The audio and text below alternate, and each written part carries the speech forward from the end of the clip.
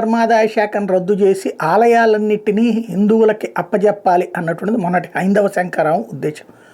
At the same time కనీసం అది చెయ్యలేకపోతే దేశవ్యాప్తంగా ఒక చట్టమన్నా తీసుకురావాలి.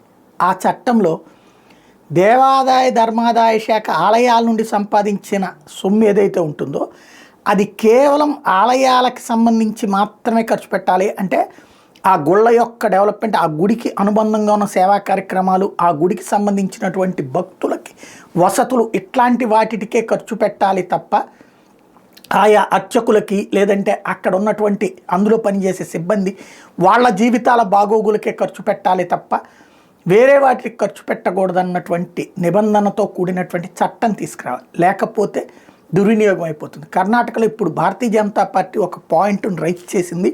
ఒక లాస్ట్ ఇయర్ అమౌంట్లో చూస్తే 445 కోట్ల రూపాయలు ఒక ఏడాదికి హిందూ ఆలయాల నుండి డబ్బులు వస్తే దాంట్లో 330 కోట్ల రూపాయలు వక్ఫ్ బోర్డుకి, మసీదులకి, క్రిస్టియన్స్కి ఖర్చు పెట్టారు అన్నటువంటి ఒక కీలకమైనటువంటి ఆరోపణ చేసింది. మీరు వాళ్ళకి ఇవ్వదలుచుకుంటే ఇవ్వండి, వాళ్ళ నుంచి మీరు రూపాయి కలెక్ట్ చేయట్లేదు, పైగా మీరు ఇవ్వదలుచుకుంటే మీ ప్రభుత్వం వైపు నుంచి ఇవ్వండి, కానీ హిందువుల యొక్క ఆలయాల సొమ్ము ఎలా ఇస్తారు అన్నటువంటి ప్రశ్నని రేకెత్తిచ్చారు.